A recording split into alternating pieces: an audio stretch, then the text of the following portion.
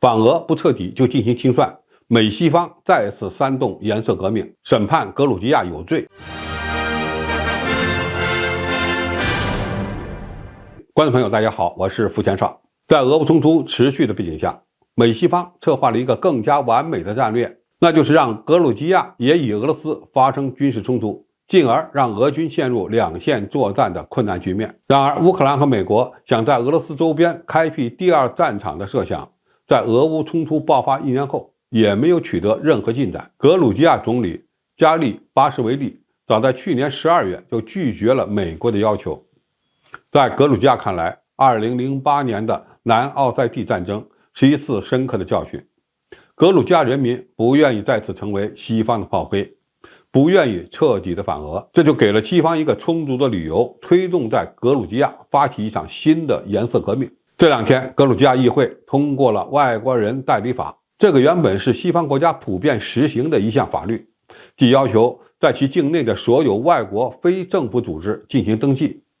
然而，尽管格鲁吉亚政府和执政党表示这项法律是在效仿美国，但是却被美国和欧洲等西方国家公开宣传为该法案受到了克里姆林宫的启发，并且要格鲁吉亚政府承担严重后果。在格鲁吉亚首都第比利斯，有5万多人走上街头，挥舞着美国、欧盟和乌克兰的国旗，数次冲击格鲁吉亚议会。这些人高喊反对亲俄法律、格鲁吉亚属于欧洲、荣耀属于乌克兰等口号。这些抗议者戴着防毒面具和头盔，点燃了道路两旁的汽车，用燃烧瓶攻击警察，烧毁警车，甚至还传来了枪声。抗议者最早只是反对这项法律，现在要求格鲁吉亚的执政党下台，声称自己的行动是在捍卫西方的价值观。格鲁吉亚当局原本是中亚地区最反俄的政府之一，现在因为要通过一部外国代理人法案，就被扣上了一顶亲俄的帽子。美西方的目标是煽动一场新的颜色革命，让现任总理加里巴什维利下台，而美国扶持的现任总统佐拉比什维利没有格鲁吉亚国籍，他也公开支持抗议，声称该法案得到了俄罗斯的支持。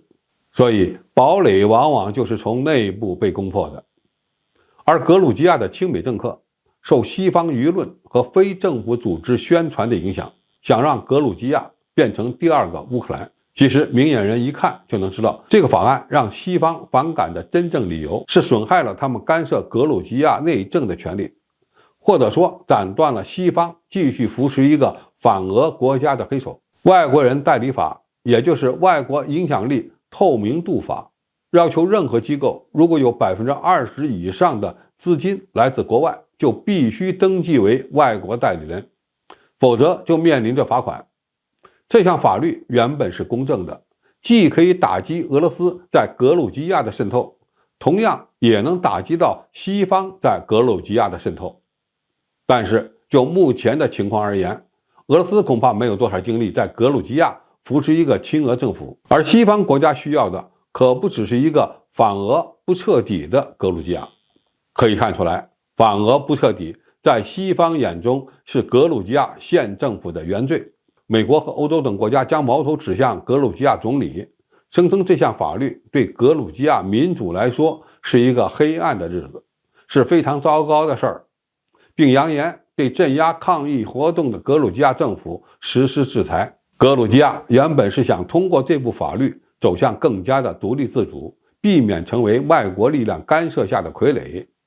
现在美国领导的西方国家正在通过一场颜色革命宣布格鲁吉亚总理有罪。在这么强大的西方舆论压力下，格鲁吉亚还能够倾向于中立吗？恐怕很难。2008年，格鲁吉亚彻底倒向西方，于是俄罗斯出手教训了该国，阿布哈兹和南奥塞梯宣布独立。现在俄罗斯军队深陷乌克兰战争，无暇顾及其他方向，于是美西方国家希望格鲁吉亚能够站出来，更加的反俄，甚至开辟第2条战线。一旦格鲁吉亚县政府被推翻，那么俄罗斯最担心的事儿就有可能发生，其后续的演变会向何处去，是需要大家密切关注的。好，今天的评述就到这里，谢谢大家收看，我们下期再见。